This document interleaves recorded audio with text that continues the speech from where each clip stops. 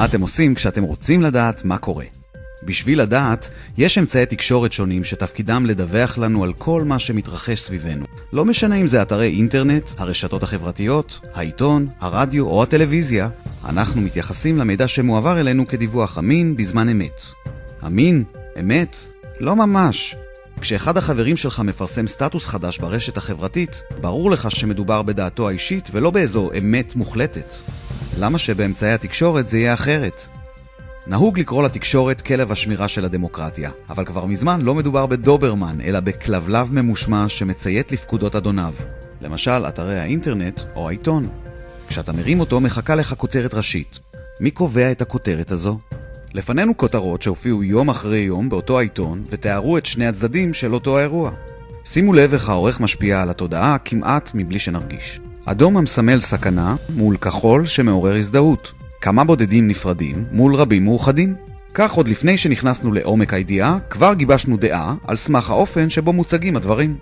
במערכת העורכים למעשה יוצרים את החומר מחדש במידה רבה. החשיבה היא בעצם מה חשוב לציבור לדעת מבחינת איך שאני רואה את זה. ובדיוק מה ייכנס, מה לא ייכנס, זה תלוי באג'נדה או בתפיסת העולם של העורך. לפי מה שהעורך קבע לגבי הסיפור, ככה אנחנו בתור צרכנים נתפוס את הסיפור. אם העורך החליט לשים את הסיפור הזה בעמוד ראשון עם כותרת גדולה, אנחנו באופן אוטומטי נחשוב שמדובר בסיפור מאוד חשוב. מאותו אירוע אפשר להציג תמונות שונות, בקלוז-אפ צפוף מקרוב, או בצילום מרוחק, החושף שטחים ריקים ותחושת דילול. התמונה שכביכול הובאה מהשטח יכולה בעצם להיות מסגור של תמונה גדולה יותר, או לפספס את התמונה הגדולה יותר. לפעמים, אפילו בחירת השימוש במילים או כינויים כבר אמורה לסווג או לתת משמעות. קביעה מה מותר ומה אסור, מי משלנו ומי לא נורמלי. המילים האלה הן מאוד חשובות כי אנחנו נוטים לא לשים לב אליהן. השפה היא מבנה מציאות, ברגע שאנחנו מתייגים משהו, אנחנו משתמשים במילה מסוימת על מנת לאפיין תופעה או לתאר תופעה, אנחנו בעצם מגדירים אותה מחדש. איזה תמונות העורך שם על יד הכתבה? מה הוא כותב בכיתוב התמונה? במהדורת החדשות, מה הקריין או הקריינית אומרים? לפני או אחרי? וכשיש פאנל מומחים בחדשות, איזה מסר בעצם מנסים להעביר לנו? מי נחשב מומחה בפאנל ומי בכלל לא מתערב? אחד הדברים הכי חשובים שיש בחדשות, שכלפיהם אנחנו צריכים להיות הכי חשדניים, זה המומחים שמגיעים לאולפן או שמרואיינים בעיתון ובאים כאילו להגיד לנו מה נכון, איך אנחנו צריכים לראות את הסיפור הזה. אנחנו רואים שישנם מקרים, והמקרים זה בעיקר מתח ביטחוני, שפתאום נשים נעלמות לגמרי ממרקעי הטלוויזיה, כי נשים כאילו לא מבינות בביטחון. ערבים לא מוזמנים לדבר אלא על הערבים עצמם, ובדרך כלל להסביר איזו תופעה שנתפסת כעבירה על החוק או כחריגה. לעומת זאת, ברגע שיש דיון למשל בסוגיות אקולוגיות, לא מזמינים ערבים, בדרך כלל מזמינים אנשים מסוג מסוים. אוקיי, אז הבנו שאמצעי התקשורת מוטים ולא מביאים את התמונה המלאה. אבל מה עומד מאחורי זה? אינטרסים כלכליים למשל. היום, חברות גדולות מפעילות מערך יחסי ציבור שיוצר קשר עם העיתונאים ומכתיב להם חלק מהידיעות. ממש כפי שהיו רוצים שיופיעו בעיתון או בטלוויזיה. כשטייקון העומד מאחורי חברה לא רוצה שכתבה תשודר, יש לו למי להתקשר. לסיכום, לא נפל פגם כלשהו בהתנהגותו של מר אדלסון.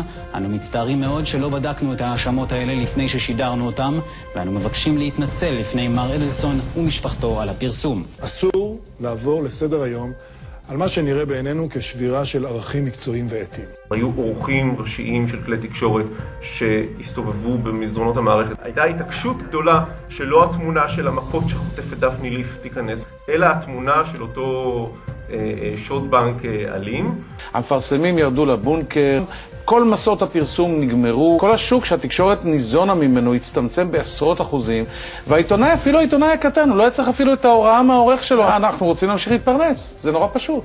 אין ספק שמרגע מסוים העיתונאים קיבלו הוראה להפסיק לסקר את המחאה, חברו לכך לחצים פוליטיים ולחצים כלכליים. בשורה התחתונה הסיקור גבה. אינטרסים פוליטיים.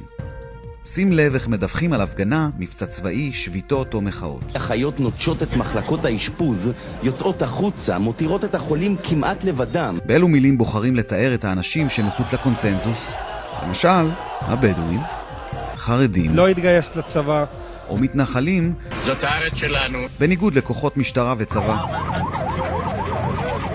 כאשר אתה חלק מהקבוצה השלטת הגדולה, אתה פשוט בן אדם, וכאשר אתה חלק מקבוצת מיעוטים, אתה לעולם חלק מהקבוצה הזו. אתיופי רצח את אשתו.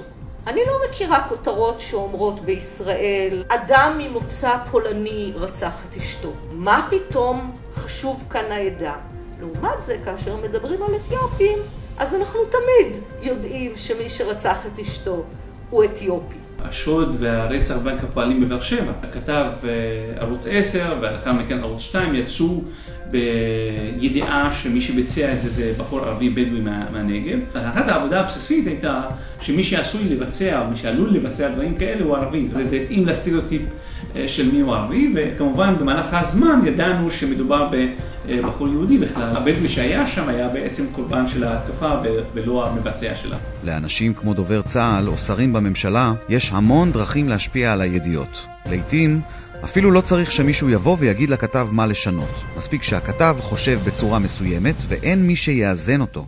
צריך לעבור למהלכים הרבה יותר אגרסיביים, יותר קשים, פגיעות יותר עמוקות. אבל מדוע הכתבים שעסקו בפינוי ומסרו את הערכות הללו, פרסמו את הדברים ללא הבחנה, ללא בדיקה? שמנו עיניים נוכח הכותרות, נוכח ההדרכות, נוכח התדרוכים. הכותרות האלה לא היה להם שום כיסוי. תקשורת חייבת פה איזשהו חשבון נפש. כתבים הרבה מאוד פעמים מקבלים על עצמם את הפרספקטיבה של המקורות שלהם, במיוחד אם יש להם מקורות יחידאיים. נגיד כתב לענייני צבא, הרבה מאוד פעמים פשוט יקבל על עצמו את הפרספקטיבה של הצבא. אז עם מה נשארנו? האם אין לנו שום דרך לקבל מידע כמו שצריך? אז זהו שיש, פשוט אל תצפה שמישהו אחר יעשה עבורך את העבודה. בעידן שלנו עם כל חופש המידע שזורם בערוצים השונים, אתה יכול לבחור בצורה אקטיבית אם אתה זה שעובדים עליו בעיניים, או זה שאי אפשר להכיל בשקרים. מי שרוצה לדעת את האמת, צריך לחשוד במניעים של כל מה שהוא נתקל בו, ולא לקחת כל ידיעה כאמת לאמיתה. צריך ללמוד לשים סימן שאלה על כל דבר שאומרים לך. אגב, גם על מה שאומרים לך המורים, ועל מה שאומרים לך הפוליטיקאים. התמונה שמתוארת בתקשורת עם המילים המסוימות, עם העריכה המסוימת וכן הלאה, יוצרת תמונה כל כך מעוותת, כל כך לא מחוברת למציאות, שכאשר אתה בא לפעול על בסיסה, אתה פשוט טועה פעם אחר פעם. צפייה או האזנה לאמצעי תקשורת שונים מאפשרים לנו כמובן מקורות מידע שונים, ואני לא מתכוון לאמצעי תקשורת דומים. זאת אומרת, אם אתה רואה ערוץ 2 ורואה ערוץ 10 בלבד, אז הסיכוי שתרחיב את הידיעה שלך ותהיה ביקורתי לגבי החדשות שאתה שומע, היא כמעט אפסית. מי שלא רוצה שיסבנו אותו, צריך לבדוק את מה שמציג עצמו כעובדות, במקורות מידע נוספים. אולי אפילו לא צפויים, כמו טלוויזיה מחול, בלוגים, אתרים נוספים, אנשים מהרחוב. אז מה אנחנו עושים עם זה? העולם שאנו סבורים שהוא חופשי, איננו חופשי באמת. ומה שנותר לנו מול מבול המידע ניתח עלינו ומול האינטרסים המנוגדים של מוסרי המידע, זה להפעיל את השכל הישר, להשוות יותר ממקור מידע אחד, בעיקר להפעיל את חוש הביקורת. חוש הביקורת הוא הנכס הכי גדול שלנו. הוא הופך אותנו לאדם עצמאי, לאדם חופשי, לאדם חושב, ולחלק מהמערכת הדמוקרטית במושגים הכי בסיסיים שלה.